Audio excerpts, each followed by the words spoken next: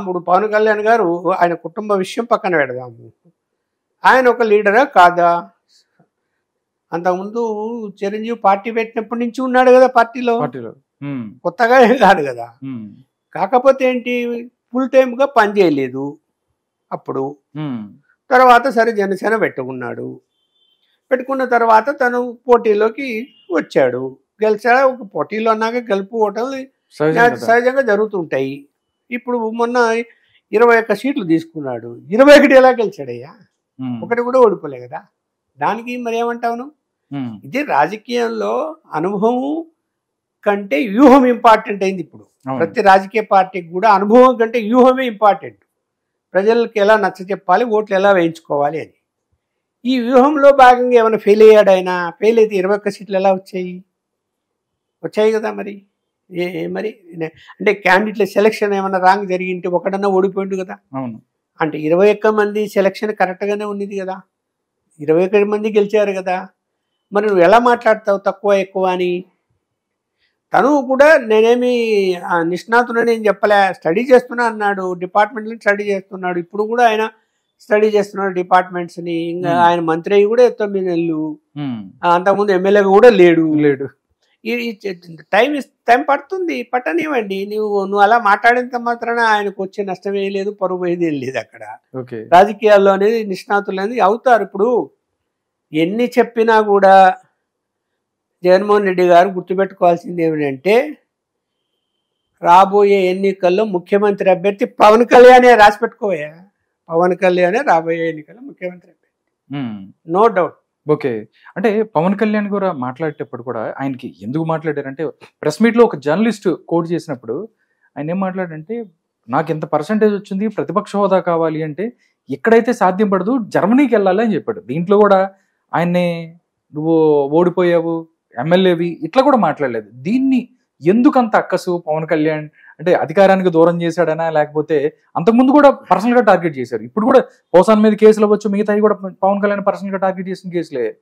ఇంకా పవన్ కళ్యాణ్ మీద ఆ కోపం ఇంకా అది జగన్మోహన్ రెడ్డి గారికి తీరినట్టు నాకు కనిపించలేదు సార్. అట్లా కాదు కదా, ఇలా రగిలిపోయాడు. చూస్తే మీరు ఆ ఫ్రేమ్ చూస్తే అసలు రగిలిపోయాడు ఇలాగా. ఇక్కడ అతని మీదనే ఎందుకు అంత కోపము అంటే, బీజేపీకి తెలుగుదేశానికి గ్యాప్ వచ్చినప్పుడు ఆ గ్యాప్ ను తగ్గించగలిగి ఒప్పించగలిగి కూటమిని ఏర్పాటు చేయడంలో ప్రధాన పాత్ర ఆయన వహించాడు కదా. అది మంట జగన్మోహన్ రెడ్డి గారి.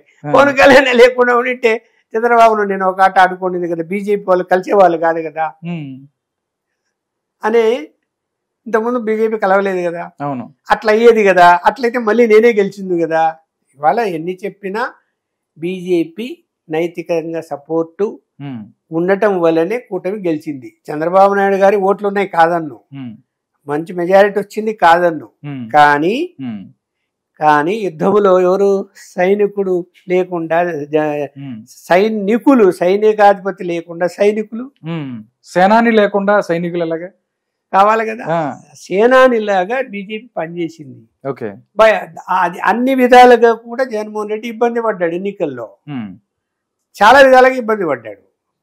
దానికి కారణం ఏంటి? వాళ్ళు గట్టిగా నిలబడ్డారు. ఇప్పుడు కూడా వాళ్ళు గట్టిగా నిలబడి ఉన్నారు. ఎన్నికల్లో రేపొద్దున ఏం జరుగుతుంది తర్వాత మాట్లాడుకోవచ్చు.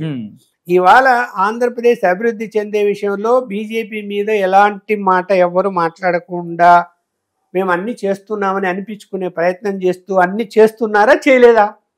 చేస్తున్నారు కదా. మరి వాళ్ళకి 0.28 కూడా పర్సెంటేజ్ లేదని చెప్తున్న మీరు ఎందుకు చేస్తున్నారు? అవన్నీ చేస్తున్నారు కదా.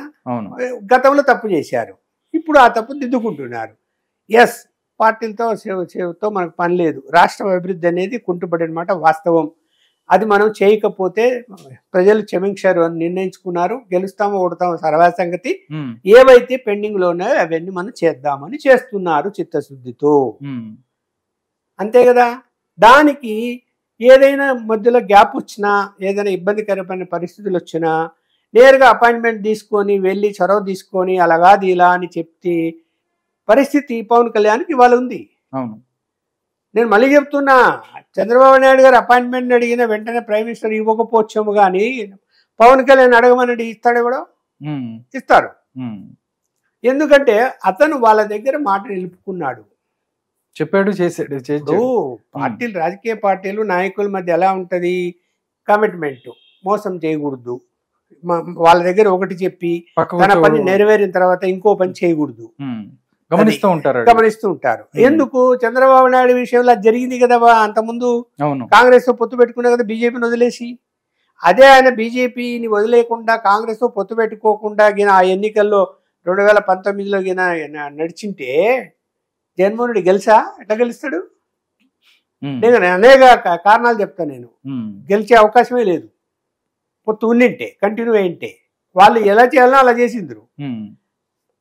కాంగ్రెస్ పొత్తు పెట్టుకుండే. మరి ఇవాళ అతను ఇప్పుడు జగన్మోహన్ రెడ్డి కూడా ఒక తప్పు చేసిండు. ఏం తప్పు తెలుసా? అయ్యా బాబు పొత్తు పెట్టుకో అని చెప్పింది ఆయన మంచిగా. ఎప్పుడు 19లో వద్దన్నాడు.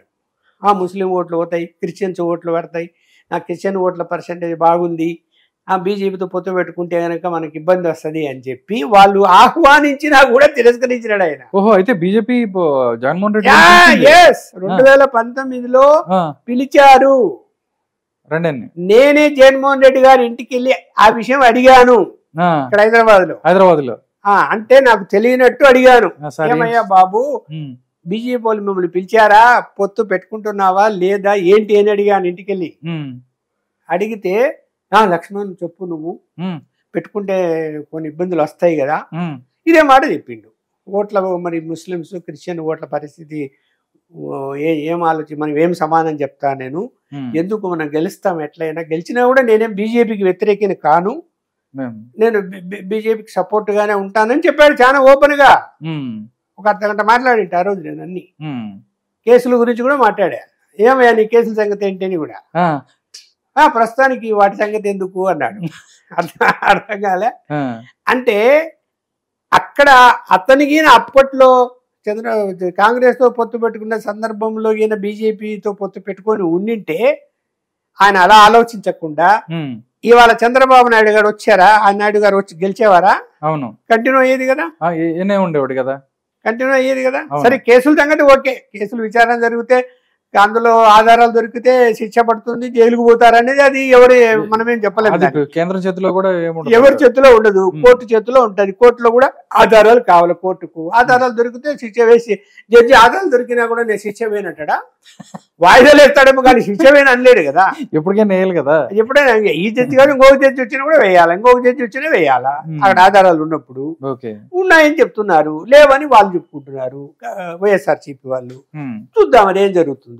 కానీ ఇక్కడ బీజేపీతో పొత్తు అతను వద్దనుకున్న కూడా అతను చేసిన పొరపాటే అని నేను అంటున్నా. ఇద్దరు పొరపాట్లే చేశారు బీజేపీ విషయంలో.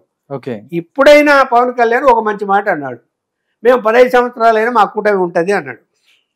దాంతో జగన్మోహన్ రెడ్డి గారికి ఇంకా అది కూడా కోపం ఉంది, ఉక్రోషం పెరిగి. అంటే వీళ్ళు ఇక మనకు ఛాన్స్ ఇవ్వరేమో. చూడు, జగన్మోహన్ రెడ్డి గారు ఇప్పుడు బీజేపీతో పొత్తు పెట్టుకోవాలి అనుకున్నా కూడా వాళ్ళు ఇంకా అంగీకరించరు. వాళ్ళు డిసిషన్ తీసేసుకున్నారు.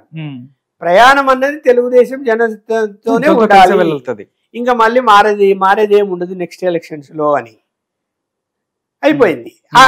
ఆ యొక్క అలాంటి నిర్ణయం తీసుకున్నారు కాబట్టి దాని యొక్క రిఫర్కేషన్స్ అని ఇప్పుడు మనకు కనపడుతున్నాయి లేదా? పోలవరం అమరావతి అన్ని జరుగుతున్నాయి. రైల్వే జోన్స్ కావచ్చు. జగన్మోహన్ రెడ్డికి అనుకూలంగా ఏదైనా ఒక్కటి జరుగుతున్నదేమో చెప్పండి చూద్దాం.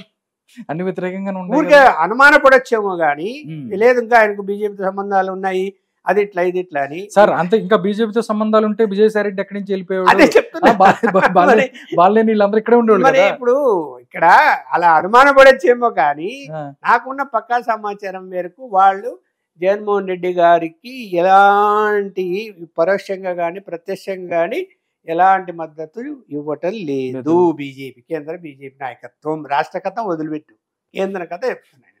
పిక్చర్ క్లియర్ గా ఉందన్నమాట. క్లియర్ గా ఉంది, కూటమితోనే ఉంటారు. వాళ్ళు కాకపోతే స్ట్రాటజీ మార్చుకోవచ్చు. అయ్యా బాబు చంద్రబాబు నాయుడు గారు, జమిలి ఎన్నికలు వస్తున్నాయి, కూటమిలో ఉన్నాము, నీ వయసు కూడా అయిపోయింది, ఈ అబ్బాయిని నెక్స్ట్ చూద్దాము, ముందు పవన్ కళ్యాణ్ గారిని సీఎం అభ్యర్థిగా ప్రకటించి మనం కూటమిగా ముందుకు పోదామని చెప్పొచ్చేమో, దానికి కూడా అంగీకరించొచ్చేమో. అర్థమైంది కదా. లేదు అంగీకరించలేదంటే మళ్ళీ విడిగా వెళ్ళిపోవాలి. ఇంత ముందు పోయినట్టు ఎవరితో పోతాడు? కాంగ్రెస్ అయితే పోలేడు. వాళ్ళు కాంగ్రెస్ వాళ్ళు ఇప్పుడు నమ్మరు, ఇంకా పోలేడు. పోయినా కూడా సాధ్యం కాని పరిస్థితి. కాంగ్రెస్ దేశవ్యాప్తంగానే బలహీన పడిపోతూ ఉంటే కాంగ్రెస్ పోయి ఏం చేస్తాడు? ఇంకా ఆప్షన్ లేదు సార్. అక్కడ బీజేపీ కన్నా 0.28 అన్నాం, అసలు కాంగ్రెస్ అసలు ఏమీ లేదు. వాళ్ళతో పొత్తు పెట్టుకుని ఏం చేయగలుగుతారు? 10 సంవత్సరాల దాకా కష్టమే లేదు.